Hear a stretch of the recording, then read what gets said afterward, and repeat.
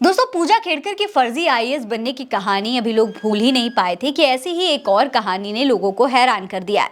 UPSC selection list में नाम आने से आईएफएस की फेक आईडी तक कैसे एक झूठ को छुपाने के लिए दूसरा झूठ बोला गया, दूसरे को छुपाने के लिए तीसरा झूठ और फिर एक के बाद एक कई झूठ बोलकर अपने ही जाल में फंस गई ज्योति मिश्रा।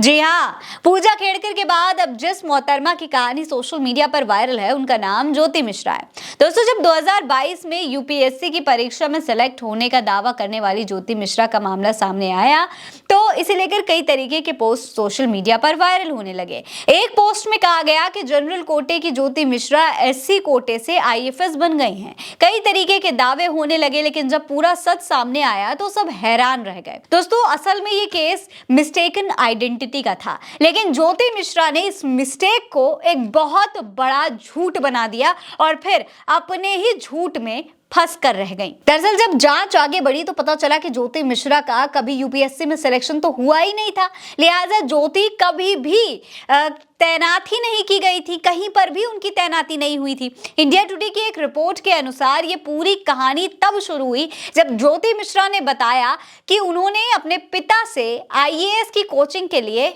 पैसे मांगे थे। जी हाँ, ज्योति ने अपने पिता से बड़ी मुश्किल से पैसे मांगे, उन्हें मनाने की कोशिश की कि वो आईएएस की कोचिंग करना चाहती हैं। उनके पिता थोड़ी मुश्किलों में थे, फाइनेंशियल प्रॉब्लम थी, इसीलिए वो पैसे देना नहीं चाहते थे। लेकिन ज्योति की जिद करने पर उन्होंने जो ज्योति की शादी के लिए पैसे बचा कर रखे थे वो कोचिंग के लिए उनको दे दिए।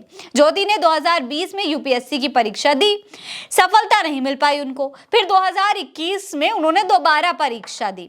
अब 2021 वाली परीक्षा का रिजल्ट 2022 में आया। ज्योति की छोटी बहन आरती ने इस साल यूपीएससी का रिजल्ट चेक किया। जब आरती ने ये रिजल्ट देखा तो उन्होंने ज्योति का नाम इस लिस्ट में पाया। देखिए, यहाँ पर ज्योति का नाम लिखा हुआ है और उनके नाम के आगे एससी कैटेगरी भी लिखी हुई है।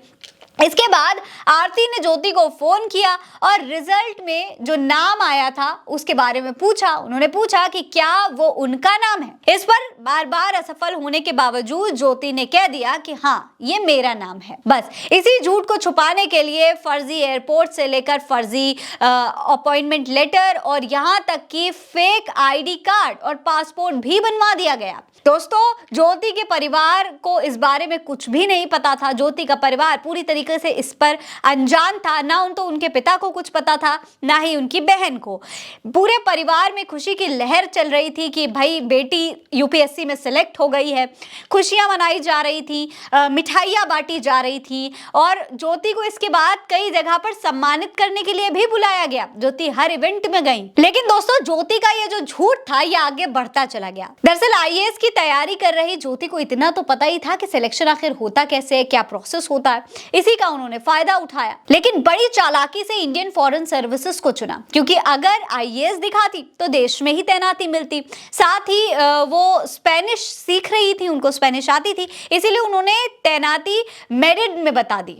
जबकि मौजूदा समय में ज्योति दिल्ली की ही एक अर्ध सरकारी फर्म में काम करती हैं। वो अपने माता पिता को फोन तो करती थी दिल्ली से, लेकिन कभी भी वीडियो कॉल नहीं की, ना ही कभी कोई फोटो भेजी। अब फिलहाल वो एक दिल्ली की कंपनी में काम तो कर रही हैं, लेकिन उनका परिवार जो है वो उनके इस झूठ से काफी आहत है। उनके पिता सुरेश मिश्रा ने बताया है कि उन्हें अपनी बेटी पर इतना भरोसा था कि उन्होंने कभी भी उस बारे में सवाल नहीं किया उससे। उन्होंने जो बताया उन्होंने मान लिया।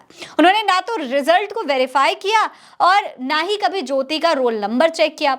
सुरेश ने बताया कि ज्योति के झूठ से वो काफी निराश है और फिलहाल सदमे में है। लेकिन दोस्तों, यूपीएससी से जुड़ी इस तरीके की धांधली की खबरें अब आम बात हो चुकी हैं। सरकार को इस पर कोई बहुत अहम और जरूरी कदम अब जल्द से जल्द उठा लेना चाहिए। ये खबर आप उल्टा चश्मा यूसी पर देख रहे हैं। नमस्कार।